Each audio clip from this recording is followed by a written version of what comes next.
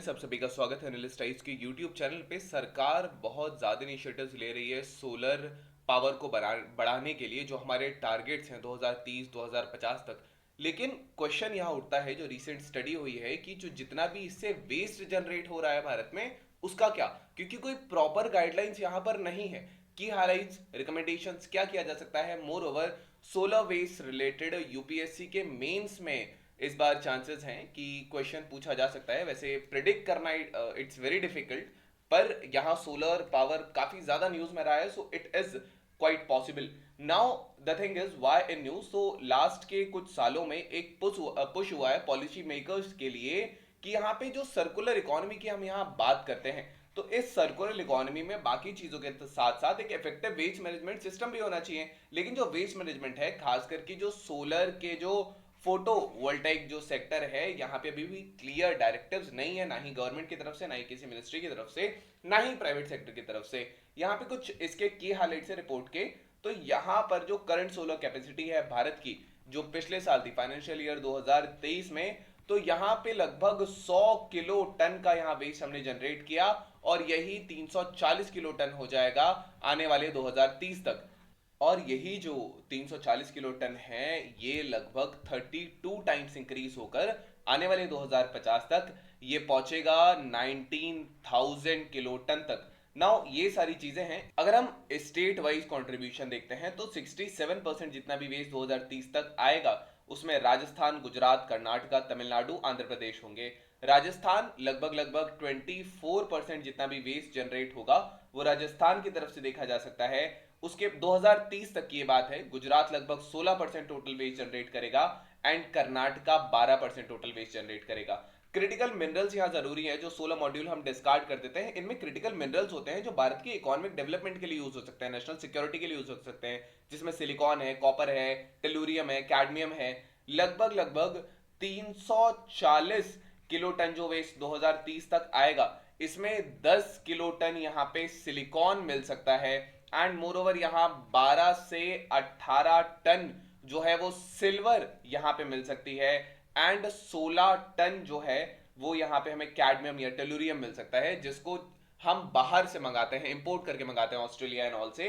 यहाँ कुछ रिकमेंडेशंस हैं। यहाँ पीरियोडिकली एक अपडेटेड डेटाबेस होना चाहिए जितनी भी सोलर कैपेसिटी भारत में इंस्टॉल हुई है, ताकि इसमें डिटेल्स हो, कौन सी मॉड्यूल टेक्नोलॉजी है, मैन्युफैक्चरर कौन है, कब इसको लगाया गया। इससे एक्यूरेट मैपिंग हम कर पाएंगे कि जितना वेस्ट जनरेट होने वाला है या कहां कहां सेंटर्स पे ज्यादा होता है। नेक्स्ट इज जो ministry of environment, forest and climate change है, इसको गाइडलाइंस इशू करनी चाहिए, कैसे कलेक्ट किया जाना चाहिए, कैसे स्टोर किया जाना चाहिए। Further more safe efficient processing, खास करके जो स्टोर्ड वेस्ट है उसकी यहाँ पे होनी चाहिए। यहाँ पे जो सोलर सेल मॉड्यूल है, यहाँ पे वेस्ट कलेक्शन स्टोरेज सेंटर्स होने चाहिए, और रेस्पॉन्सिबिलिटीज जो इलेक्ट्रॉनिक वेस्ट मैनेजमेंट रूल्स 2022 के थे, या फिर जिसको हम एक्सटेंडेड प्रोड्यूसर रिस्पॉन्सिबिलिटी कहते हैं, जिसमें प्रोड्यूसर की रिस्पॉन्सिबिलिटी होती है, इसको लागू करना चाहिए। सोलर वेस्ट क्या है? सोलर वेस्ट एक ऐसा वेस्ट है, जब हम सोलर मॉड्यूल्स बनाते हैं तो उसके मैन्युफैक्चरिंग में, या जो डिस्कार्डेड होते हैं या जो स्क्रैप होता है मैन्युफैक्चरिंग प्रोसेस के बाद, उसको बोला जाता है। मॉड्यूल्स को डिस्कार्ड किया जाता है जब उनकी फंक्शनल लाइफ कम हो जाती है, डैमेज हो जाता है, जब हम उसको ट्रांसपोर्ट कर रहे होते हैं, या फिर हम उसको हैंडल कर रहे होते हैं, या फिर हम उसको इंस्टॉल कर रहे होते हैं। इम्प्रॉपर हैंडलिंग, लैंडफिलिंग जो होती है, इसको अवॉइड करना चाहिए। प्रॉपर ट्रीटमेंट बहुत ज्यादा जरूरी है, ताकि जो भी हम इसमें क्रिटिकल मिनरल्स यहाँ पे मिलते हैं, हम इनकी वैल्यू को वापस से रिक्लेम कर सके, और इंडिया की इकोनॉमी में हम इसका दोबारा से यूज कर सके। यहाँ पे कुछ बेनिफिट्स हो सकते हैं। बेनिफिट्स में यहाँ पर ये रिन्यूएबल सिस्टम को सेफगार्ड करेगा, ग्रीन जॉब्स यहाँ पे क्रिएट होंगी, मिनरल सिक्योरिटी बढ़ेगी, इनोवेशन बढ़ेगा, सस्टेनेबल डेवलपमेंट बढ़ेगा, रिसोर्स एफिशिएंसी हम अपनी बहुत ज्यादा बढ़ा लेंगे, ताकि जो डोमेस्टिक सप्लाई चेन है वो रिजिलियंट बनी रहे। कुछ चैलेंजेस यहाँ पर आते हैं कि भारत में चैलेंजेस आता है कि जितना भी इनफॉर्मल हेल्डिंग हो रही है, खास करके पीवी वेस्ट की, केवल 20% जो वेस्ट है ये जनरल में रिकवर हो पाता है। एज अ रिजल्ट ज्यादातर जो है वो लैंडफिल्स में मिलता है, या ये सराउंडिंग्स को पोल्यूट करता है।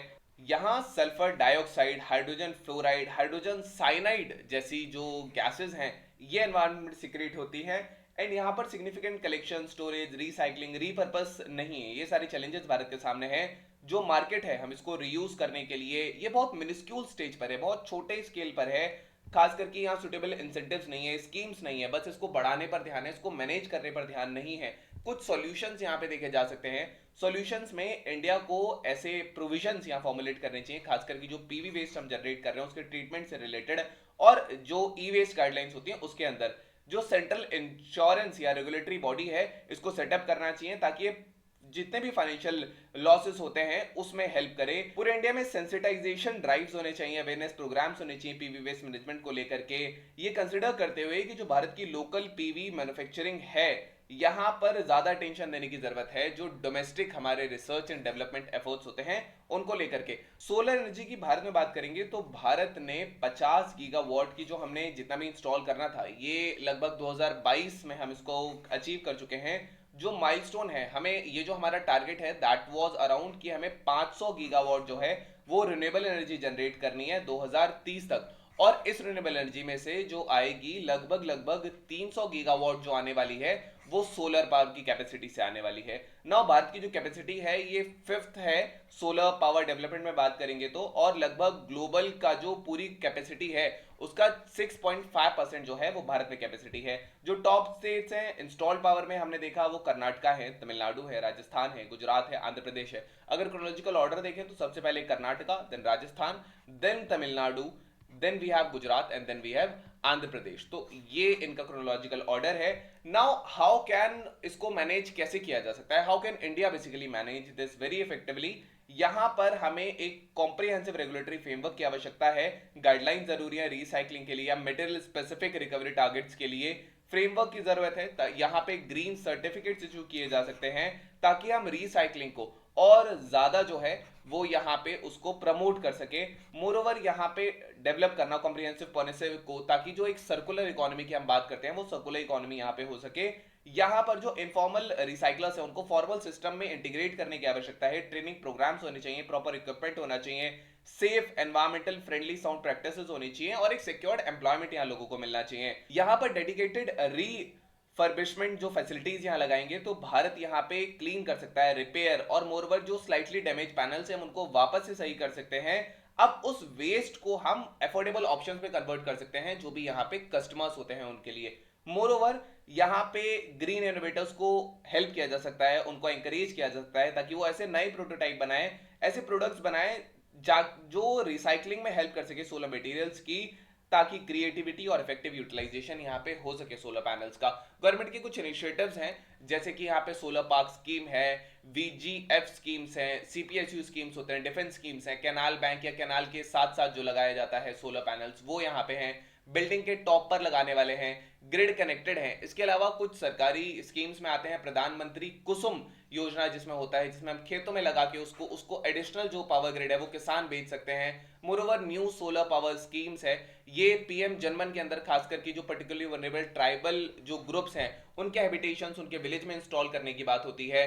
PM Surya Ghar free electricity scheme है, ये जो है इसमें 300 यूनिट फ्री इलेक्ट्रिसिटी मिलती है हर मंथ में, और यहां पर अगर एक्स्ट्रा जनरेट होता है तो उसको बेचा भी जा सकता है। सेंट्रल गवर्नमेंट ने 75,000 करोड़ से ज्यादा इस प्रोजेक्ट में लगा चुके हैं, और 1 करोड़ से ज्यादा ऑलरेडी यहां पे रजिस्ट्रेशन हो चुके हैं।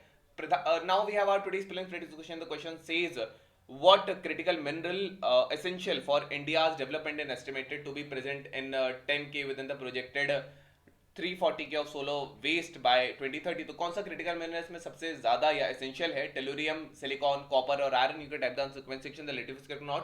Then today's main question, the question says India's rapid growth in the solar energy sector presents a challenge, effective management of the resulting solar waste. Discuss the key aspects of this challenge and analyze the potential solutions considering the economic, environmental and social dimensions. So this was all about today's video session. I hope you understood it well. Thank you, have a nice day and stay tuned with the Let's Try for better preparation.